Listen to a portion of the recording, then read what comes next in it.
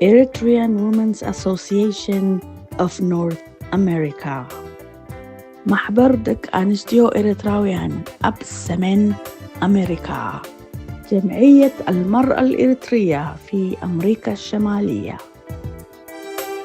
موجاد أنصار دك أنستيو زقنع عمت أب نفس وكف عمت كاب حدار إسران حمشتن كسب تحساس عسرت تذكروا زقني جلوباوي وفرائي.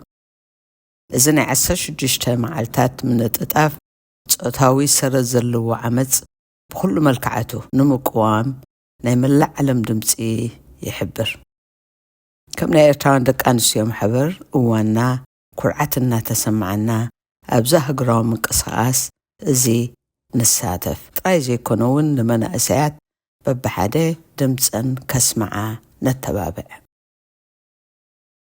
تعد حملة القضاء على العنف ضد المرأة مبادرة دولية تنظم سنويا خلال الفترة من 25 من نوفمبر إلى 10 من ديسمبر، وتهدف إلى توحيد الجهود والأصوات من مختلف دول العالم لمناهضة جميع أشكال العنف القائم على النوع الاجتماعي والقضاء عليه.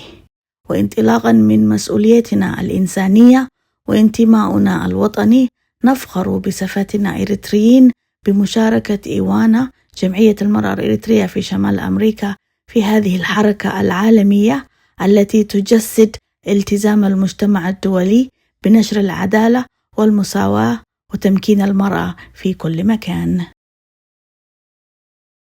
The elimination of violence against women is a global campaign observed annually from November 25th to December 10th.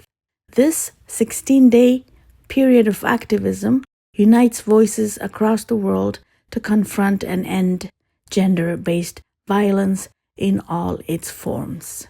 As Eritreans, Iwana proudly participates in this international movement. መልእኽቲ ናብ ህዝብና ብምኽንያት 16 መዓልታት ናይ activism to end digital violence against all women and girls ማለት ንኹሉ እቲ ኣብ ዲጂታላዊ ስፔስ ኣንጻር ደቂ ኣንስትዮን ኣዋልድን ዘጋጥም ዓመፅ ጠጠው ንምባል UN Women ን16 መዓልታት ካብ ሕዳር 25 ክሳብ ታሕሳስ 10 ዝኸይድ ጎስጓስ ንምድሓን ደቂ ኣንስትዮ ካብ ዲጂታላዊ መጥቃዕቲ ብዝብል ቴማ ክካይድ ወሲኑሎ። እዚ ምንቅስቓስ ኣንጻር ፆታ መሰረት ዝገበረ ዓመፅ ኣህጉራዊ ወፍሪ ኮይኑ ብ1991 ብማእኸል ዓለማዊ ኣመራርሓ ደቂ ኣንስትዮ ማለት Center for Global Leadership ዝተጀመረ ኮይኑ ሕጂ ብውድብ ሕቡራት ሃገራት ብመገዲ ዩናይት ካምፔይን ዝበሃል ንኣብ ልዕሊ ደቂ ኣንስትዮን ኣዋልድን ዝፍፀም ዓመፅ ንምውጋድ ስጉምቲ ዝወስድ ጉጅለ ኮይኑ በዚ ዝካየድ ዘሎ ማለት እዩ። እዚ ናይ ሎሚ ዓመት ናይ ጎስጓስን ምንቅቃሕን ግዜ ኣብ ዲጂታላዊ ዓለም ዝወርድ መጥቃዕቲ ደቂ ኣንስትዮ ኮይኑ ሕዳር 25 ጀሚሩ ብታሕሳስ 10 ማለት ኣህጉራዊ መዓልቲ ሰብኣዊ መሰላት ክዛዘም እዩ። በዚ መሰረት ደቂ ኣንስትዮ ኤርትራውያን እውን ልክዕ ከም ኩለን ደቂ ኣንስትዮ ዓለምና ትንኩለን ደቂ ኣንስትዮ ዓለም ዘጋጥመንን ዘሻቀለንን ጉዳያት ክምልከተን ግድን እዩ። በዚ ምክንያት ድማ ኤርትራውያን ደቂ ኣንስትዮ ኣብዚ ወፍሪ ኣንጻር ዓመፅ ደቂ ኣንስትዮ ክንሳተፍ ኣገዳሲ ይኸውን። ኣዴታትና ሩሕሩሓትን ህያወትን ፈቃራትን እየን። ንቤተሰብን ሕብረተሰብን እውን ሓያላት ተሓለቕቲ እየን። ኤርትራውያን ደቂ ኣንስትዮ ዳያስፖራ ነዘን ካብ ኣዴታተን ዝወረሰን ባህርያት ኣብ ነፍሲ ወከፍ ክፋል ህይወተን ተሰኪመን ይኸዳ። ወለዶታት የፍርያ ብፍቅርን ብሓልዮትን ይቐፅላ። ማሕበረሰባዊ መርበባት ይሃንፃ።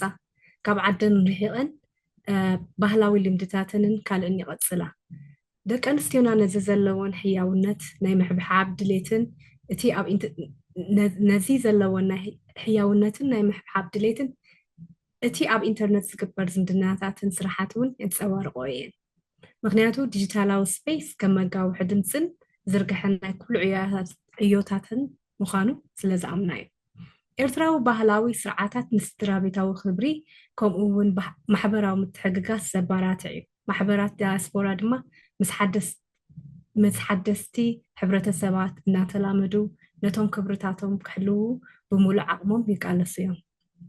ንብዙሓት ደቂ ኣንስትዮ ዳያስፖራ ኤርትራውያን ምኽባር ባህልን ነቲ ዝተሓወሰኦ ባህልታት ንምምሃር ከምኡውን ቃልሲ ንምምሓስ መሰላትንን ማዕርነታትን ጎኒ ጎኒ ብኣዝዩ ልዑል ጥንቃቐ እየን ዝሕዝኦ። ምክንያቱ ሚዛን ምስ ዝስሕታ እቲ ዝወርድ ቀውሲ ሕብረተሰባዊ ነውፂ ከምፅእ ዝኽእል እዩ።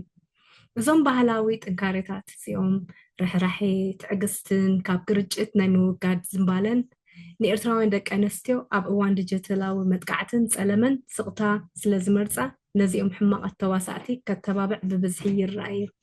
ብተወሳኺ ኣብ ገለገለ ግዜታት እውን ዝምድናታት ምዕቃብ ወይ ከዓ ሕፍረት ንምውጋድ ብዝብል ድርኺት ደቂ ኣንስትዮ ንዝግበሩ ግህሰታት ካብ ምሕባር ወይ ምቅዋም ናብ ስቕታ ከምርሐን ይኽእል።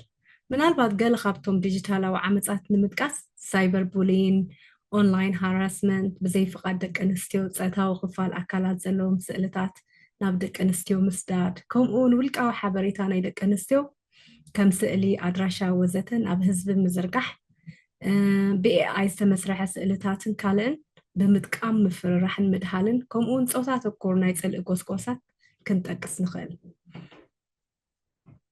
ኣብ ልዕሊ ኤርትራውያን ደለይቲ ለውጢ ደቂ ኣንስትዮ ዳያስፖራ ዝፍፀም ዲጂታላዊ መጥቃዕቲ እቲ ዝበዝሐ ካብ ደገፍቲ ስርዓት ዘይኮነስ ካብቲ ደለይቲ ፍትሒ ኢና ባህልቲ ካብቲ ዝነጥፋሉ ማሕበረሰባዊ መርበባትን ዝመፅእ ስለዝኾነ ነዘን ተሰሪሐን ዘለዋ ትካላት ናይ ደንቢ ተቃውሞ ናብ ምንጪ ጉድኣት ደቂ ኣንስትዮ እንዳተቐየራ ይርከባ። ኣብ ዲጂታላዊ ስግራዕ ሃገራዊ ዓፈና ዝተገብረ መፅናዕቲ ከም ዘመልክቶ ቴክኖሎጂ ከመይ ገይሩ ኣብ ስደት ንዝርከቡ ተቃወምቲ ንምክትታል ምፍርራሕ ስቕ ንምባልን ከም ዘገልግል ከምኡውን ብተወሳኺ ዲጂታላዊ ዓመፅ ብፍላይ ንደቂ ኣንስትዮ ደለይቲ ፍትሒ ዕላማ ብዝገብር መንገድታት ክህንደስን ክውደብን ከም ዝኽእል እውን ይሕብር። ነዚ ዓመፃት ክቃወማ ንቕድሚት ዝመፃ ደቂ ኣንስትዮ ከዓ ግዳያት ሕብረተሰባዊ መቕፃዕትን ምፍርራሓትን ከም ዝኾና እቲ መፅናዕታት ይሕብር እዩ። ገለ ካብቶም ኣዝዮም ብዙሓት ፍፃሜታት ኣብ ዳያስፖራ ዝርከቡ ፍሉጣት ሰባት ኣብ እዋን ፖለቲካዊ ክርክር ምቅላዕ ወይ ከዓ ምቅርራብ ዝጥቀሙሉ ናይ ምውራድን ናይ መፍርራሕን ቃላትን ክኾኑ ከለዉ ገለ ድማ ተቃውሞ ንምዝሓልን ደንበ ተቃውሞ ንምድኻምን ዝዓለመ ሰፊሕ ከምኡውን ዝተዋሃደ መጥቃዕትታት ኩሉና ንዕዘቦ ዘለና እዩ። ከም ውፅኢቱ ድማ ደቂ ኣንስትዮ ንለውጢ ከይመርሓን ንቕድሚት ወፅአን ድምፀን ዓወቢለን ከይዛረባ ወይ እውን ከይውደባ ተስፋ ዘቁርፅን ናይ ፍርሒ ባህልን ዘተኣታቱን እዩ። እዚ ተዋሂቡኒ ዘሎ ዕድል ተጠቂመ እምበኣር ኣብ ልዕሊ ኤርትራውያን ዳያስፖራ ደቂ ኣንስትዮ ዝወርድ ኩሉ ዓይነት ሞራላዊ ዕንወት ብፍላይ ከዓ ካብ ዲጂታል ስፔስ ዝመፅእ ብትሪ ይኹንን ኣለኹ።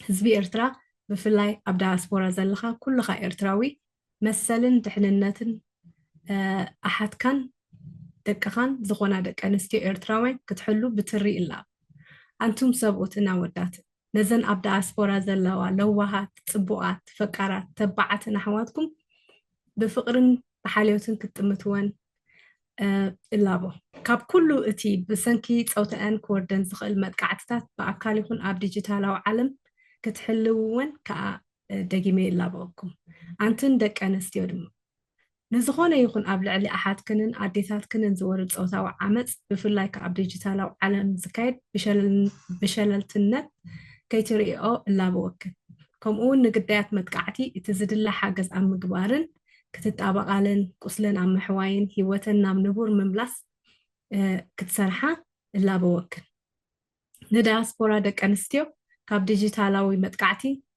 መጥቃዕትታት ልክዕ ከም ብሌን ዓይንና ንሓልወን። ምክንያቱ ዕንወት ደቂ ኣንስትዮ ዕንወት ስድራ ቤታት ጥራይ ዘይኮነ ዕንወት ሕብረተሰብን ካብኡ ሓሊፉ እውን ዕንወት መጻኢ ወለዶታት ስለ ዝኾነ የቐኒየለይ ፌቨን ርብለቶ ካብ ኮሎራዶ